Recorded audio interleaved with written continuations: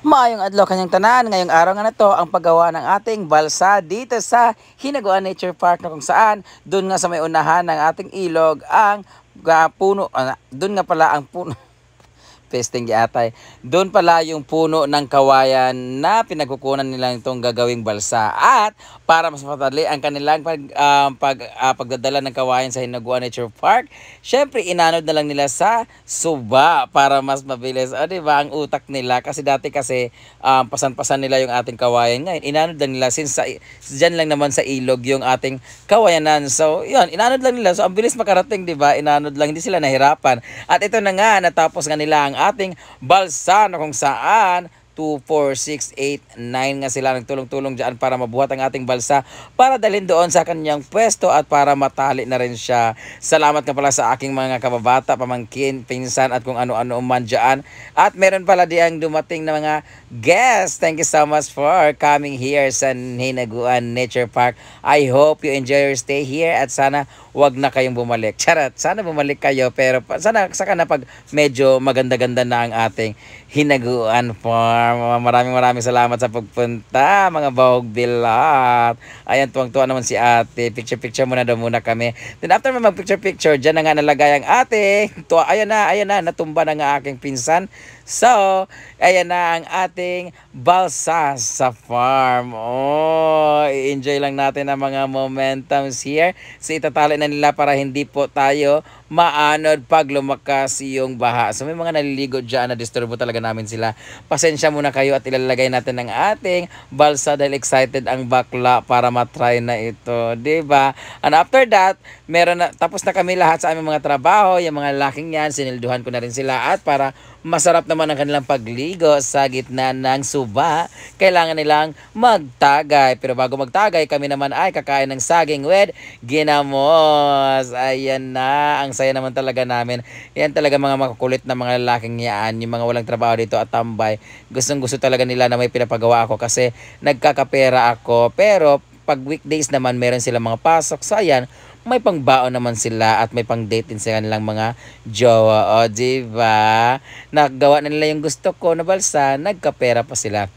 So, ayan guys, let's banding muna dito sa ating first day sa ating balsa sa farm. Thank you so much for watching guys. Enjoy the rest of the video and see you in my next video or vlog. Mwah!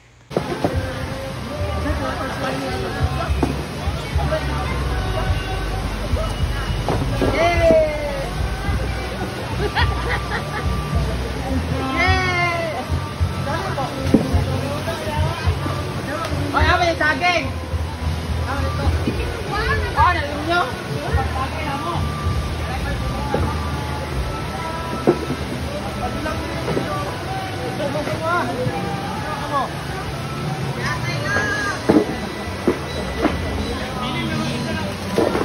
Hoy, ano mabawalin na mo? Alin? Ano maliman mo? Ano mo gadaan niya? Hoy! Dali mo! Dali na mo baralin, dali mo na ay! Hello. Ang lakawan mo. Pati ha?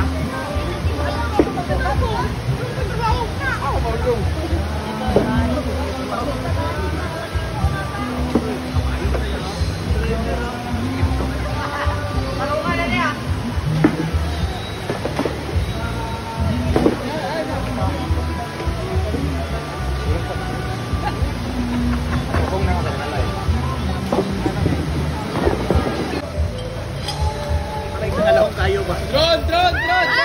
What? Ay, wait lang. Wait lang ah. Drone na siya, drone. 1, 2, ready, go!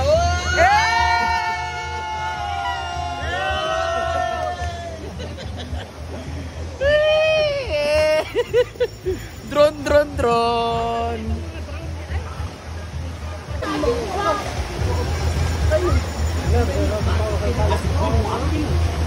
Gawa na!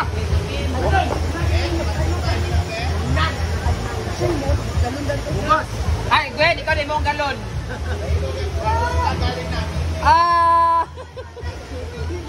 Pwede pala. Hala.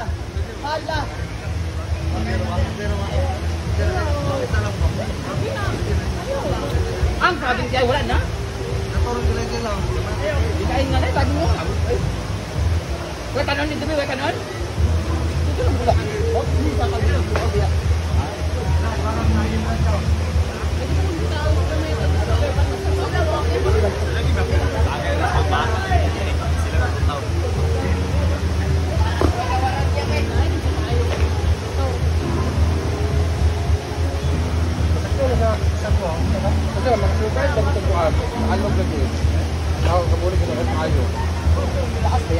Dili double man to.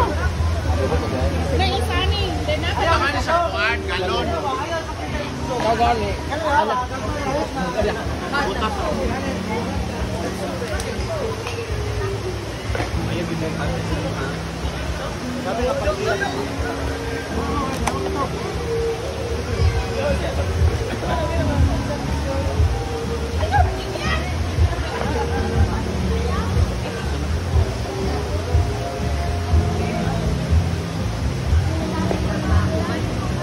Wala siya, kasi ko na naman kaligo. Ay, dili pa rin kakaligo. Suba, no? Wala man ang bacteria versus bacteria. Batin. Okay.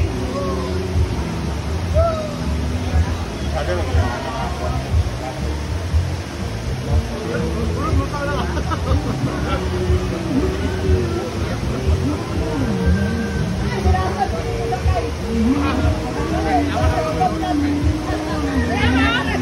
Ikaw i-brace ka kami tunga ron.